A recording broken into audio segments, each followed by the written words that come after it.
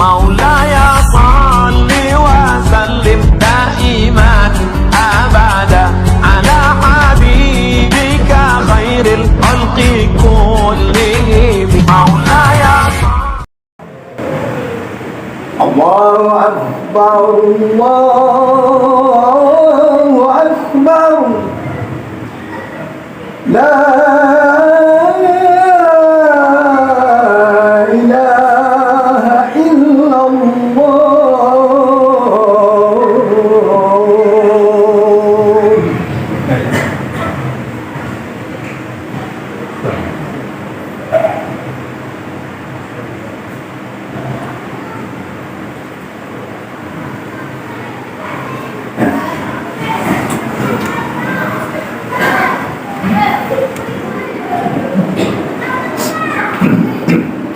Alhamdulillah, wassalatu wassalamu ala rasulillah Sayyidina wa maulana Muhammadin ni abdillah wa ala alihi wa sahbihi wa man tabi'ahu wa mawala.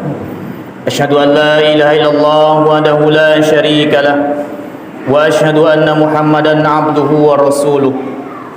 Allahumma salli ala Sayyidina Muhammadin Nabiyil Ummi wa ala alihi wa sahbihi wa barik wa sallim.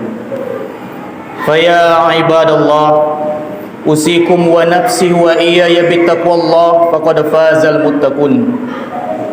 Faqala Allah Ta'ala fil Qur'anil Karim, a'udzu billahi minasyaitonir rajim, bismillahirrahmanirrahim. Ya ayyuhallazina amanu taqullaha haqqa tuqatih wa la tamutunna illa wa antum muslimun. Shadaqallahul azim. Kaum muslimin, jamaah Jumat yang dimuliakan Allah Subhanahu wa taala. Baru saja kemarin kita merayakan peringatan hari raya Idul Adha. Penuh dengan kekhusukan kita melaksanakan solat hari raya.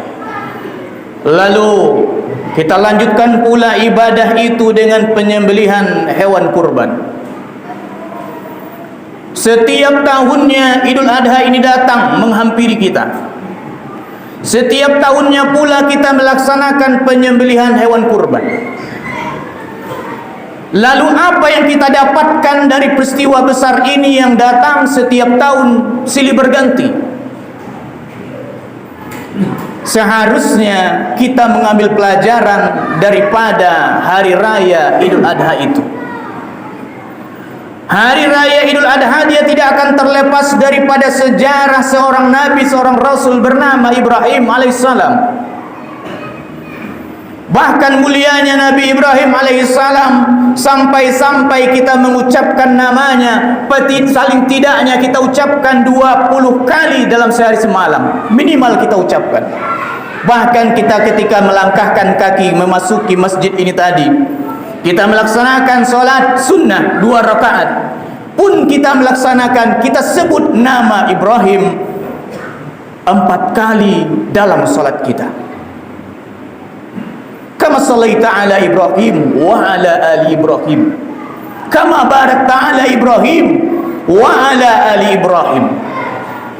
Penyebutan nama Ibrahim bukan sekedar diucapkan di ujung lidah, di tepi bibir, tetapi penyebutan nama Ibrahim dalam setiap salat kita adalah mengambil iktibar, mengambil pelajaran bagaimana kehidupan seorang Nabiullah Ibrahim alaihissalam. Nabi Ibrahim diperkirakan hidup 1800 sebelum Masehi. Hari ini kita berada di tahun 2023. Maka 1800 ditambah 2023, maka genaplah di tahun ini kita memperingati kehidupan Nabi Ibrahim selama sudah 3823 lamanya. Kita memperingati kehidupan daripada baginda Nabi Ibrahim alaihissalam. Bagaimana kehidupan Nabi Ibrahim? Nabi Ibrahim hidup tidak dalam kesenangan saja. Beliau hidup tidak mulus-mulus saja. Kalau hari ini ada seorang manusia frustasi hidupnya, memikirkan ekonomi yang tidak membaik, memikirkan kesehatan yang tak kunjung sembuh, lalu mengakhiri hidupnya dengan cara yang fasik, maka sungguh dia tak pernah mengambil pelajaran dari kehidupan Ibrahim alaihissalam. Nabi Ibrahim selagi kecil hidup dalam kerajaan Namruz, bahkan dia dibesarkan dalam sebuah gua. Menginjak pemuda, Ibrahim memiliki seorang ayah, diuji oleh Allah dengan seorang ayah. Ayah Nabi Ibrahim bukan ayah yang biasa. Ayah Nabi Ibrahim adalah ayah yang luar biasa. Bagaimana luar biasanya ayah Nabi Ibrahim? Azar bukan saja penyembah berhala, tapi Azar juga seorang produk pembuat berhala. Ibrahim diuji dengan seorang ayah.